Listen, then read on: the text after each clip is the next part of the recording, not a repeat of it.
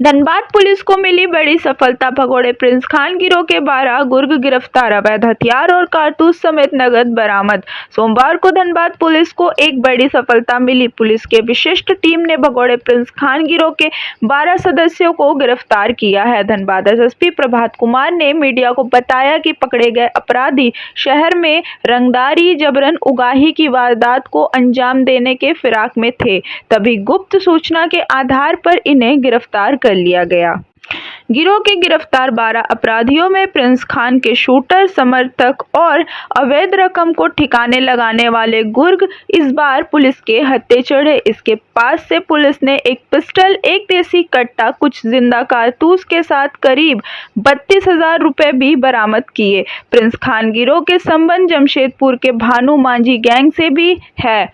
आइए सुनते हैं धनबाद एसएसपी ने क्या कहा। धनबाद से रिपोर्ट इंडिया 19 के संवाददाता गोलू सिंह की रिपोर्ट। बड़े व्यवसायी हों और राज्य के अलग अलग जिलों में भी डॉक्टर्स हैं, कुछ ऐसे व्यवसायी को जो भगोड़ा अपराधी प्रिंस खान और उसका गुर्गा है मेजर सैफी उर्फ मेजर और उसके अन्य जो गुर्गे हैं उसके द्वारा कॉल करके रंगदारी मांगी जा रही थी और रंगदारी नहीं देने पर गोली मार देने की, मर्डर कर देने की, परिवार के सदस्यों को मार देने की लगातार धमकी दी जा रही थी। और इसी क्रम में पिछले महीने 9 सितंबर को राजगंज स्थित एक पेट्रोल पंप पे फायरिंग भी की गई थी और फायरिंग करने के बाद जिम्मेदारी भी ली गई थी कि ये फायरिंग रंगदारी मांगने के लिए किया गया, रंगदारी नहीं दिया गया इसलिए फायरिंग किया गया और इस जिला के अन्य व्यवसायियों को भी दिया गया था धमकी। तो इसके लिए एक विशेष टीम का गठन किया गया था जिसमें हमारे ग्रामीण एसपी साहब, सिटी एसपी साहब और अलग अलग क्षेत्र के तमाम डीएसपी साहब लोग लगे हुए थे और टीम के द्वारा बहुत बढ़िया कार्रवाई करते हुए कुल 12 लोगों को गिरफ्तार किया गया है, जिसमें धमकी देने वाले हैं, विभिन्न व्यवसायियों का मोबाइल नंबर को जुगाड़ करके अपराधी तक पहुंचाना, पैसे उगाही करके अपराधी तक पहुंचाना, शूटर का व्यवस्था करना, हथियार का व्यवस्था करना, चोरी की बाइक का व्यवस्था करना इत्यादि करने वाले भी इसमें शामिल है उस 12 में।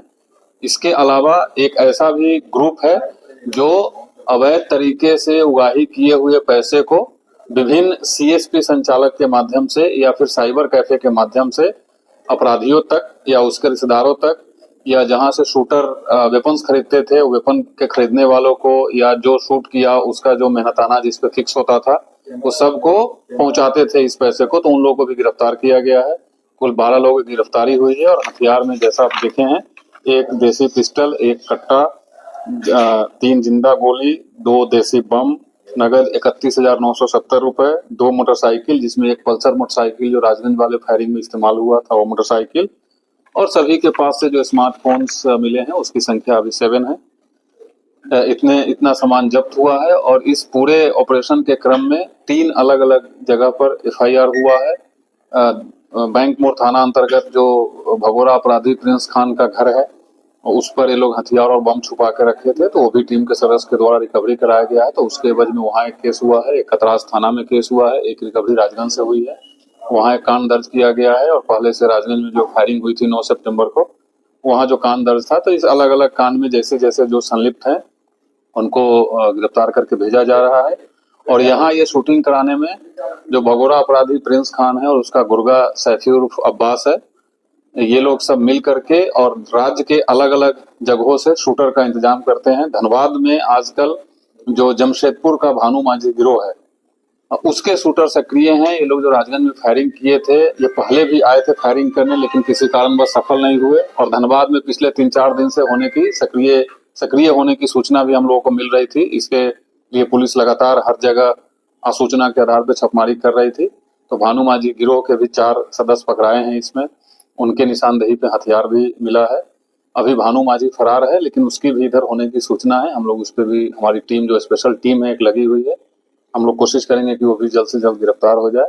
और अभी एज ऑफ नाउ इतना ही है। इससे जो सीएसपी संचालक हैं उनको भी गिरफ्तार करके जेल भेजा जा रहा है, साइबर कैफे ओनर है उनको भी भेजा जा रहा है। आगे भी विधि सम्मत कार्रवाई करेंगे और मैं आपके माध्यम से ये लोगों को आगाह करना चाहता हूँ कि जो भी अगर इस धंधा में शामिल होंगे, चाहे वो साइबर कैफे ओनर हो, सीएसपी संचालक हो, अगर ये अवैध तरीके से रंगदारी का उठाए हुए पैसा को खपाने की कोशिश करेंगे हम लोग सभी को विधि सम्मत कार्रवाई करते हुए कड़ी से कड़ी सजा दिलाने का प्रयास करेंगे। इसमें जो सीएचपी संचालक है फिर साइबर कैफे के संचालक हैं। बिल्कुल, जैसा मैंने बताया वो सब अलग से सर पैसे वो लोग लेते थे।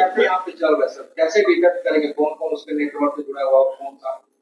नहीं, बिल्कुल, हम लोगों के पास वो तंत्र है, हम लोगों के पास वो व्यवस्था है जिसे पता चल जाएगा। उसी व्यवस्था और उसी तंत्र के सहारे ही आज 12 लोग गिरफ्तार हुए। कहां से इसको पकड़ने के लिए क्या किया जाए?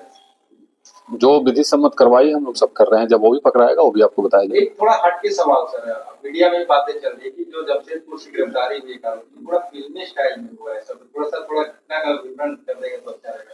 नहीं, अब पुलिस का एक ही स्टाइल होता है, पुलिस स्टाइल। हम लोग सूचना के आधार पे हमारी टीम वहां गई थी, जहां वो मिला वहां से उसको दबोच करके लाया गया है। That's it. कितने पैसे का ट्रांसफर हुआ कुछ? वो सारा डिटेल्स हमारे पास है। जो मोबाइल मिले हैं उस सारे मोबाइल में चैट्स डिलीटेड थे, उसको हम लोगों ने तकनीकी सहयोग से सारे चैट्स रिकवर किए हैं। लगभग 150 पन्ने का चैट्स हम लोगों को मिला है। उसमें बहुत सारी अहम जानकारी है।